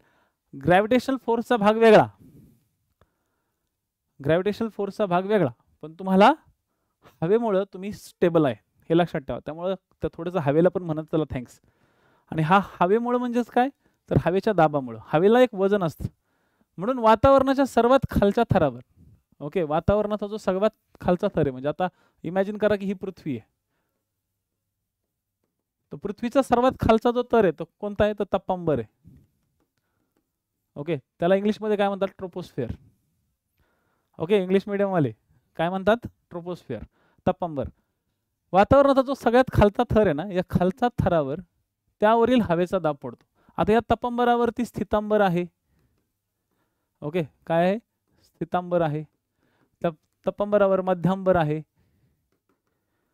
त्या मध्यांबरावरती आयनांबर आहे. म्हणजे स्ट्रॅटोस्फिअर, सॉरी ट्रोपोस्फिअर, स्ट्रॅटोस्फिअर, मेझोस्फिअर, आयनोस्फिअर. बरोबर, या सगळ्यांचा दाब कशावर पडलाय, ह्याचा दाब मध्यांबरावर, मध्यांबराचा दाब स्थितांबरावर, स्थितांबराचा दाब तप्पांबरावर. घ्या लेखाचे, कंटिन्यू दाब पडलेला असतो. ठीक आहे, लक्षात, दाब पडलेला असतो, कंटिन्यू दाब खाली पडलेला असतो. आणि तप्पांबरामध्ये सुद्धा सगळ्यात खाली पृथ्वीच्या पृष्ठभागाच्या जवळ, पृथ्वीच्या पृष्ठभागाजवळ किंवा पृथ्वीचा जिथं पृष्ठभाग आहे त्या भागावरती सर्वात जास्त दाब असतो. म्हणजे आपण जनरली समजून चला, इथं जर आपण एक डोंगर मी तयार केला असा, ठीक आहे, इथं डोंगर तयार केला आणि मी इथं एक छोटासा समुद्र जरी असा, समुद्र सपाटी, इथं समुद्र आहे असं समजा. आता इथलं पाणी सांडणार नाही, काळजी करू नका, खाली ग्रॅव्हिटेशन फोर्स आहे, ग्रॅव्हिटी आणखी त्याला बरोबर पकडून ठेवते, काळजी करू नका. इथं तुम्ही आहात, ओके, इथं संदेशला ठेवू, इथं रेखा मॅडमला डोंगरावर सोडू, इकडं वरती काजलला ठेवू. ठीक आहे, तुम्ही 4 जण इथं आहात. ठीक आहे, मी शिकवतोय सध्या, मी नाही कुठे जाणार, मी सध्या शिकवतोय. ठीक आहे, तर इथं कोण आहे, समुद्रकिनारी. ठीक आहे, समुद्रकिनारी समजा ए आहे, बी, सी, डी. चला, तुमची नावं देण्यापेक्षा ABCD लक्षात ठेवू. तर ABCD जो आहे, या ABCD नुसार मला सांगा, जो डी आहे ना, डी, ठीक आहे, डी, हा जो डी आहे, ह्या डीचा भाग जो आहे ना तो ग्रॅव्हिटी पासून थोडासा लांब आहे, दिसतंय तुम्हाला, हा ग्रॅव्हिटी पासून बराच लांब आहे, उत्तर वर, सी, बी, ए. आणि दुसरी गोष्ट, वरच्या थराचा सगळ्यात जास्त लोड कशावरती असणार आहे, तप्पांबराच्या ह्या खालच्या पृष्ठभागाजवळ. ठीक आहे, त्याच्यामुळं वरून जो दाब पडतो ना, ह्या सगळ्यात जास्त दाब हा पृथ्वीच्या पृष्ठभागाजवळ असतो, स्पेशली समुद्र सपाटीवर. त्यामुळे जिथं ए उभा आहे ना, ए, ह्या ए जो समुद्र किनाऱ्यावर उभा आहे, समुद्र किनारा, हा जो समुद्र किनाऱ्यावर असलेला ए उभा आहे ना, ह्या ए वर सर्वात जास्त दाब असतो, सर्वात जास्त दाब. इथं पडतो. कायम लक्षात ठेवा, जर कधी क्वेश्चन आला की समुद्र किनाऱ्यावरती म्हणजे सत्यासत्यामध्ये समुद्र किनाऱ्यावरती हवेचा दाब सर्वात जास्त असतो, तो बरोबर आहे. समुद्र किनाऱ्यावरती हवेचा दाब सर्वात जास्त असतो. पण हेच जर तुम्ही जसं जसं पृथ्वीच्या ग्रॅव्हिटेशनल फोर्सपासून लांब जायचा प्रयत्न कराल, म्हणजे उंच डोंगरावरती जायचा प्रयत्न कराल, बी वरती कमी दाब असेल, एच्या तुलनेत बीला कमी, सी मध्ये बीच्या तुलनेत कमी आणि डी वरती एकदमच कमी. माउंट एव्हरेस्ट वरती गेल्यानंतर तर लिटरली सांगतो, माउंट एव्हरेस्ट वरती गेल्यानंतर तर आपल्याला असं फील होतं की आपण उभं राहतोय का नाही नीट. माउंट एव्हरेस्ट वरती गेल्यानंतर तुम्हाला बॅलन्स ठेवावा लागतो खूप, कारण की तिथं हवेचा दाबही कमी आहे आणि तिथं ऑक्सिजनही कमी आहे. हवेचा सर्वात जास्त दाब तुम्हाला समुद्राच्या किनाऱ्यावरती फील होतो. ओके, नाही, वेटवरती ग्रॅव्हिटेशनल फोर्समुळे फरक पडत असतो. ग्रॅव्हिटेशनल फोर्समुळे वेटवरती फरक पडतो, हवेच्या दाबामुळे वेटवरती फरक पडत नाही. आपलं वेट तेवढंच राहतं.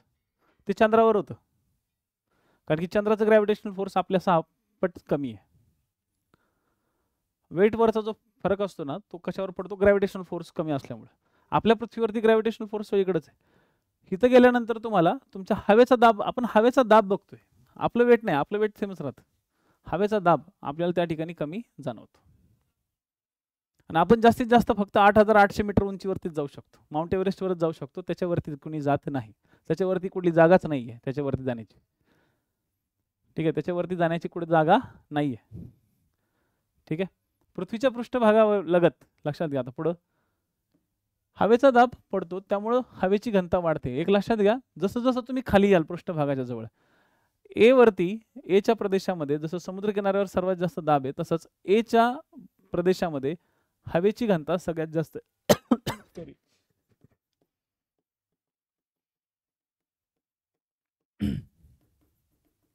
हवेची घनता सर्वात जास्त असते, कारण की पृष्ठभागाच्या जवळ सर्वात जास्त हवा काय करते?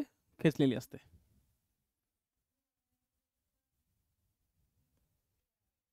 ठीक आहे, लक्षात. उंचीनुसार चला, पृथ्वीच्या पृष्ठभागालगत हवेचा दाब जास्त असतो, पृष्ठभागालगत जास्त असतो. तुम्ही जसं जसं डोंगरावर जाल, हवेचा भाग तुमचा कमी होईल. म्हणजे जिथं डी असेल तिथं हवेची घनताही कमी आणि दाबही कमी. पॉईंट लिहिले. तुम्ही जरा व्यवस्थित डायग्राम्स काढायचा प्रयत्न करा फक्त, आणि डायग्राम्स तुम्हाला सेपरेट नोट्समध्ये काढायचे नाही आहेत. सगळ्यांना नम्र विनंती आहे की तुम्ही तुमच्या नोट्स पुस्तकातच बनवायच्यात. पुस्तकात कुठंही बनवा, पुस्तकामध्ये खूप काही जागा आहे. तुम्ही मागच्या अनुक्रमणिकेच्या तिथं बनवा, तुम्ही पुढं बनवा, काही कुठेही बनवा, पण जिथं तुम्ही मी शिकवतोय ती डायग्राम तिथं आहे हे तिथं नोट करून ठेवा की पेज नंबर 16-17 वरची डायग्राम आहे, तिथं मला हे लक्षात ठेवायचं आहे. म्हणजे जर कधी फ्युचरमध्ये तुम्हाला ह्या पुस्तकाला रिवाईज करायचं झालं तर तिथल्या तिथं सगळं असलं पाहिजे. नाही तर पुस्तक भलतीकडं, तुमच्या नोट्स भलतीकडं, दोघांचा कधी मेळ नसतो. आणि तुम्हाला आताच फक्त तयारी थोडीच करायची. ही पुस्तकं, ह्या नोट्स तुम्हाला पुढच्या 2-2.5 वर्ष तुमच्या सोबत ठेवायच्या. त्याच्यामुळं ह्याला नीट जपून ठेवा. ठीक आहे, नाही तर पार फाटले इकडचे तिकडचे करून ठेवतात काही काही लोक. ठीक आहे, पृथ्वीच्या पृष्ठभागाला भागालगत हवेचा दाब जास्त असतो. उंचीनुसार तो कमी कमी होतो. उंची जसं जसं तुम्ही उंच जाल तसा तसा हवेचा दाब कमी होतो. ओके, हवेचा ऊर्ध्वदाब. तापमानातील फरकामुळे देखील हवेच्या दाबात बदल होतो. हे बदल क्षितिज समांतर दिसून किंवा दिशेने घडतात, त्यामुळे हवेचे वाऱ्यात रूपांतर होते. आता होतं काय, इथं त्यांनी खूप एका लाईनमध्ये किंवा 2 वाक्यामध्ये त्यांनी वारा पण सांगून तुम्हाला मोकळा केला. ओके, वारा पण सांगून मोकळा केला. नंतर मग तुम्हाला येतो आपण वाऱ्यावर. आता काय होतं बघा, ही एक जमीन आहे, हा एक जमिनीचा भाग आहे आणि हा एक समुद्राचा भाग आहे. आता आपण एक समजून घेऊ, ये क्या है? समुद्र. हे काय आहे? तर हिथं आहे जमीन.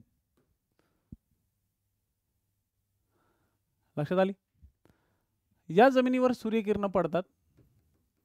आता जमीन काय आहे? जमीन लवकर तापते. जमीन लवकर तापल्यामुळे इथली हवा सुद्धा तापते. बरोबर का रे पोरांनो? हवा पण काय होते? तापते. हवा तापेल की नाही किरण? बरोबर ना? इथं पाणी आहे. ज्योती लक्षात येते का आता? इथं पाणी आहे. पाणी सूर्यकिरण ज्यावेळेस पडतात, ठीक आहे, सूर्यकिरण ज्यावेळेस पडतात त्यावेळेस हे सूर्यकिरण पाण्याच्या आत जातात लेखाचे. काय होतात, पाण्याच्या आत शिरतात. किती मीटर पर्यंत, तर 200 मीटर पर्यंत. त्याला फोटिक झोन म्हणतात. म्हणजे पाण्याच्या आतमध्ये जिथपर्यंत सूर्यकिरण जातात ह्या झोनला फोटिक झोन म्हणून ओळखलं जातं. इंग्लिशमध्येच नाव लक्षात ठेवा, फोटिक झोन. म्हणजे ज्यामध्ये सूर्याची किरणं आतपर्यंत पाण्याच्या खालपर्यंत जातात. 200 मीटर पर्यंत, बरं, 200 मीटर पर्यंत. झालं लक्षात. मग ह्या 200 मीटर पर्यंत पाणी ज्यावेळेस आतमध्ये सूर्यकिरण जातात तर हे काय होतं, एवढं पाणी ते सूर्यकिरण गरम करतात. पण एक लक्षात घ्या, पाण्याच्या वरची हवा मात्र थंड राहते. हवा मात्र दिवसा थंड राहते.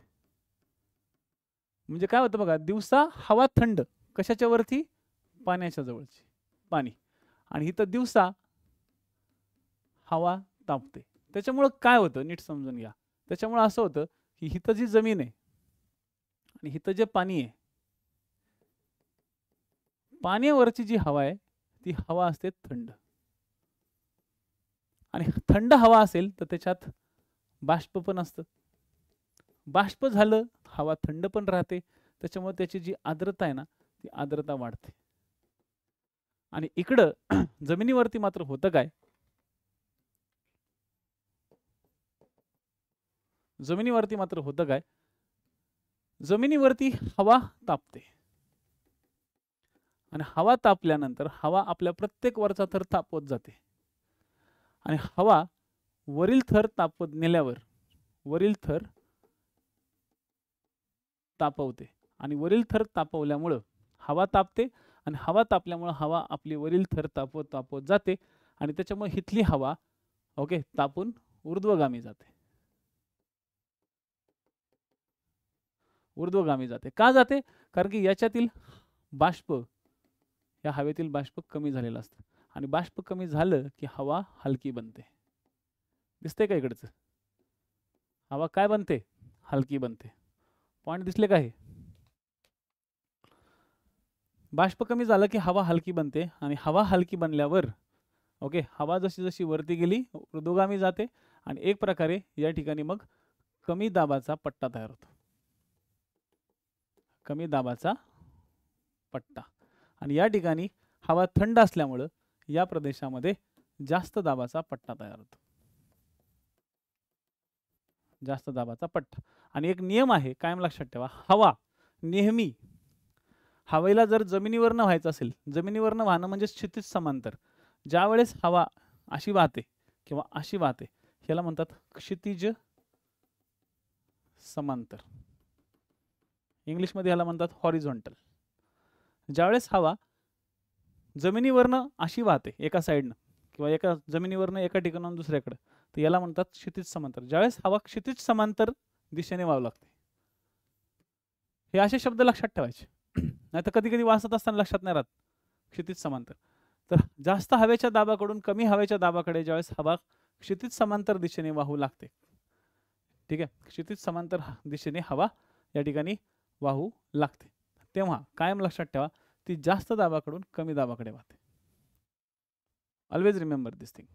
काय झालं, बरेचसे विद्यार्थी बाहेर व्हायला लागले, प्रॉब्लेम काय, दिसत नाही का, आवाज येत नाही का? लेक्चरला चाट मारत जाऊ नका बरं, तुमचे सगळे इतर रिपोर्ट्स येत राहतात, ठीक आहे.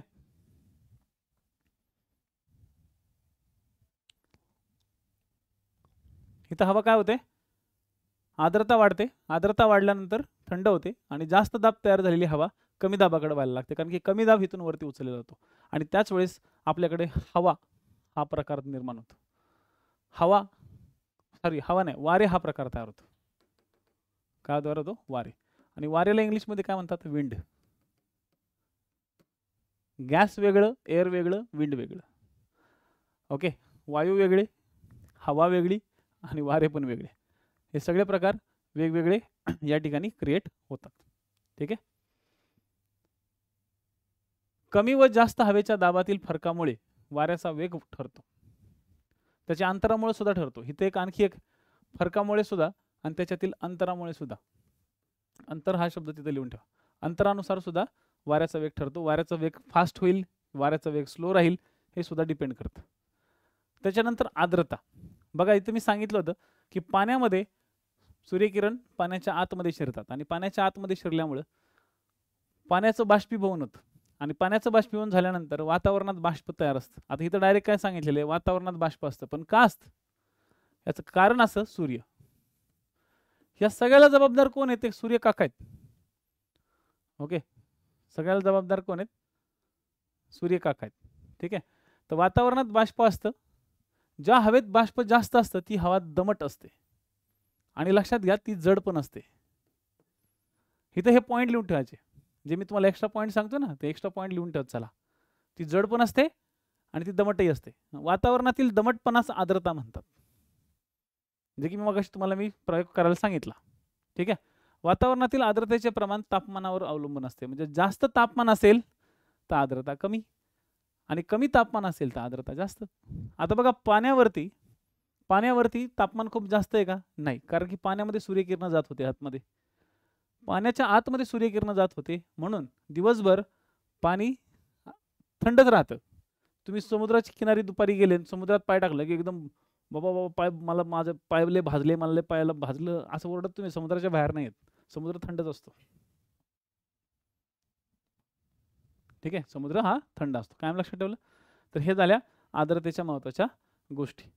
त्याच्यानंतर सगळ्यात महत्त्वाचा भाग म्हणजे शेवटचा पार्ट म्हणजे वृष्टी, पाऊस, ज्याचा अनुभव काही दिवसांपूर्वी तुम्ही घेतलाच असेल. पाऊस आणि हिम म्हणजेच हिमवृष्टी ह्याच्यामध्ये थोडा फरक आहे, पण जनरली वृष्टी आपण समजून घेऊ. वृष्टीला इंग्लिशमध्ये म्हणलं जातं सहसा प्रेसिपिटेशन.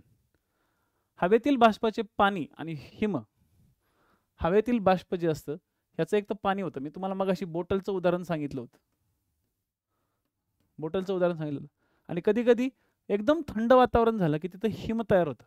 यात होणारे रूपांतर व ते पुन्हा पृथ्वीवर येणे यास वृष्टी म्हणतात. पृथ्वीवर येणे म्हणजे बघा एक पाणी आहे, या पाण्याचं बाष्पीभवन झालं, पाण्याचं काय झालं? बाष्पीभवन झालं. बाष्पीभवन म्हणजे काय? इव्हॅपोरेशन. बाष्पीभवन झालं, बाष्पीभवन झाल्यानंतर त्याचे ढग बनले, ढग झाल्यानंतर त्या ढगाचं त्या ढगाचं तापमान कमी झालं. काय होतं? तापमान त्या ढगाचं ड्रॉप झालं. तापमान ड्रॉप झालं की त्या बाष्पाचं म्हणजे बाष्प होते ना, ह्या बाष्पाचं काय होतं? जलकणात रूपांतर होतं. जलकणात रूपांतर झालं की हे पाण्याचे थेंब बनतात. काय बनतात? हे काय बनतात? थेंब बनतात. आता हे थेंब जड झाले, हे थेंब जड झाले की खाली आपल्या पृथ्वीवरती असतीच की ग्रॅव्हिटी अँटी. ग्रॅव्हिटी अँटी यांना खाली ओढते. ही ग्रॅव्हिटी अँटी कोणाला सोडत नाही राव. ग्रॅव्हिटी अँटी काय करते? त्या थेंबाला खाली ओढते, म्हणते चल ये लेकाच्या खाली ये, चल खाली ये. थेंब खाली आले की आपल्याला असं वाटतं अरे पाऊस पडायला लागला. आपल्याला काय होतं? पावसाचा अनुभव येतो. मग पावसाचा जो अनुभव येतो, आता हे मी पावसाचा अनुभव सांगितला, म्हणजे इथं थोडक्यात लक्षात ठेवा, बाष्प, पाण्याचा बाष्प होणे सॉरी पाण्याची बाष्प होणे ह्याला म्हणतात बाष्पीभवन. पण बाष्प जे आहे तुम्हाला लक्षात कुठून ठेवायचंय? इथून. बाष्प जे आहे, हे जे बाष्प जे आहे, हे बाष्प पुन्हा जमिनीवर पाण्याच्या रूपात येणे.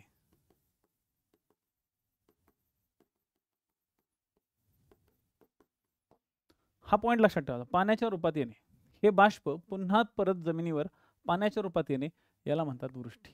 मग ते दोन्ही प्रकारे येऊ शकतं, पाण्याच्या रूपात पण येऊ शकतं आणि हिमाच्या रूपात पण येऊ शकतं. आता काही काही लोक खास हिमालयामध्ये हे खास जानेवारी फेब्रुवारीमध्ये बघा काही काही लोक जातात तिकडे फिरायला आता, कारण की तिथं डिसेंबर जानेवारी फेब्रुवारीमध्ये खूप बर्फ पडतो. ठीक आहे, याच्यामध्ये पाऊस पण असू शकतो, हिम पण असू शकतं. गारा, गारा माहिती आहे ना, ओले मोठे मोठे अशा टाळग्यात पडते कधी कधी. ठीक आहे, तर गारा, बरोबर, हे सगळे वृष्टीची रूपं आहेत. हे कसे? वृष्टीची रूपं आहेत. हवा कशी आहे हे त्या वेळेच्या त्या वेळेनुसार सांगतात. तर हवामान दीर्घकाळातील परिस्थितीनुसार सांगतात, हे लक्षात ठेवा.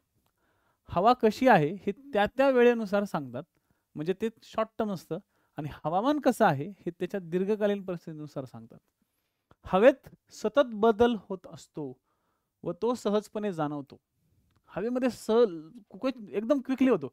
इथं तर मला विदर्भामध्ये तर दररोज मला 2 ऋतू फेस करावं लागते. एक तर उन्हाळा आणि एक तर हिवाळा. दुपारी सुद्धा ऊन होतं इथं. ओके, पण खूप जास्त नाही, पण तरी ऊन असतं. इथं असतं ऊन. ठीक आहे. इथं उन्हाळा, हिवाळा आणि इथं कधी पावसाळा होऊ शकतो. इथं काही भरोसा नाही. कधी पाऊस पडू शकते.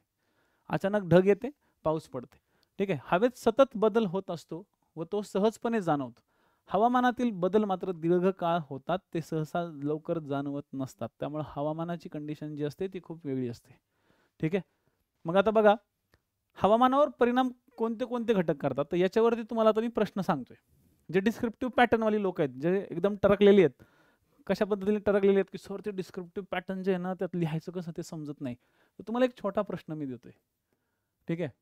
हवामानावर खालील घटकांचा प्रभाव कसा पडतो ते स्पष्ट करा. ठीक आहे. स्पष्ट करा किंवा ते लिहा. बस आपण एकदम बेसिक लेवलवरती घेऊ. कोणता प्रभाव? तर तुम्हाला काय लिहायचं आहे? पहिलं अक्षवृत्तीय स्थान, दुसरं समुद्र सपाटीपासूनची उंची, तिसरं समुद्र सानिध्य आणि चौथं सागरी प्रवाह. ठीक आहे. हे घटक हवामानावर परिणाम पडतात. याशिवाय पर्वतरांगा 5वा, जमिनीचा प्रकार 6वा, स्थानिक वारे 7वा. ओके. हे 7 प्रकार तुम्हाला तुमच्या उत्तरामध्ये लिहायचे आहेत. या सगळ्यांचा हवामानावर परिणाम होतो. आता तो कसा होतो हा तुम्ही आतापर्यंत केलेला अभ्यास आणि इथून पुढे तुमच्या केलेल्या बेसिक गोष्टींवरती तुम्हाला लिहायचा आहे. म्हणजे तुमचे इथं 7 पॉइंट आले पाहिजे. मग तुम्ही 1 2 3 4 5 6 7 असे लिहा. आणि समुद्र प्रवाहाचा परिणाम कसा पडतो हे तुम्हाला उद्या लिहून आणायचे. ठीक आहे. आणि सगळ्यांनी मला कुठे टाकायचे? माझे जे व्हॉट्सअप चॅनल आहे, व्हॉट्सअपचा मी तो नंबर तुम्हाला जो दिलेला आहे त्याच्यावरती तुम्हाला तुमचं नाव, ऑब्व्हियसली नावानुसार हे तुम्हाला द्यायचं आणि हे सगळ्यांना करायचं. मग सर मला ड्युटी नाही आणि मग मला ते मला घर सांभाळायला लागते, स्वयंपाक करायला लागते, तसली नाटकं मला पाहिजे नाही. उद्या सगळ्यांचं मला हे उत्तर झालं पाहिजे लिहून. हवामानावर परिणाम पडणारे हे घटक कसे आहेत आणि काय आहेत आणि ह्याची शब्द मर्यादा तुम्हाला साधारणतः 150 शब्दात तुम्हाला हे लिहायचं. ठीक आहे. हे जर उद्या नाही आलं तर तुम्हाला मग तुम्ही इथं मला दिसले, मग तुम्हाला बघतो मी. तुम्ही इथं म्हणजे मला जर तुमचे हे उत्तर नाही आलं 7च्या आत आणि तुम्ही मला इथं दिसले, मग तुम्हाला मी पाहतो. मला 7च्या आत हे उत्तर पाहिजे 100 शब्दात. ठीक आहे. आलं लक्षात? आणि हे कुणाला सांगतोय मी? हे सगळ्यांनाच सांगतोय. हां, मग आम्ही सर कंबाईनचे आहोत. तर कंबाईनचे लोक तुम्ही पण ट्राय करा. ठीक आहे. फॉर्म तर भरणारच आहेत ना राज्यसेवेच्या पुढं, असंच द्यायचं म्हणून. तर तुम्ही ट्राय करा. आणि ज्यांना खरंच बाय हार्ट राज्यसेवा करायची, मला तर बाय हार्ट राज्यसेवा करणाऱ्या लोकांनी हे लिहून द्या. बाय हार्ट राज्यसेवाच करायची अशा लोकांनी 100% लिहा. पण ज्यांना कंबाईन करायचे, कंबाईन करणाऱ्या लोकांकडनं मी लई अपेक्षा नाही ठेवली की तुम्ही कराच. पण तुमची जर इच्छा झाली लिहायची तर लिहा. कारण की प्रत्येकाचं स्वप्नच असतं.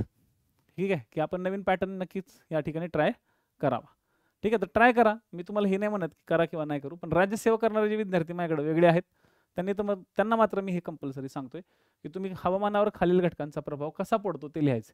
आणि हे पाठांतर करून लिहू नका. तुम्हाला जे मनाला योग्य वाटतंय तसं लिहा. एका लाईन जरी लिहिली तरी माझ्यासाठी लिहि. एक लाईन जरी लिहिली ना तरी तुम्ही 7 पॉईंटचे 70 शब्द तुम्ही इझिली लिहिताय. माझ्यासाठी सगळ्यात मोठी आनंदाची गोष्ट ही आहे की ते ॲटलिस्ट तुम्ही तुमच्या आयुष्यात 70 शब्द लिहिताय. तुम्ही एका पॉईंटचे 10 शब्द जरी लिहिले, ते कसा इफेक्ट पडतो तेवढं जरी लिहिलं तरी खूप जास्त आहे माझ्यासाठी. हीच तुमची सुरुवात आहे आणि तुम्ही ह्याला जर घाबरत असाल तर मग कसं टिकणार आहे पुढच्या डिस्क्रिप्टिव्ह पॅटर्नला. ठीक आहे. तर हे लक्षात ठेवा. एवढं बोलून आजचं आपलं लेक्चर थांबवतो. जय हिंद, जय महाराष्ट्र.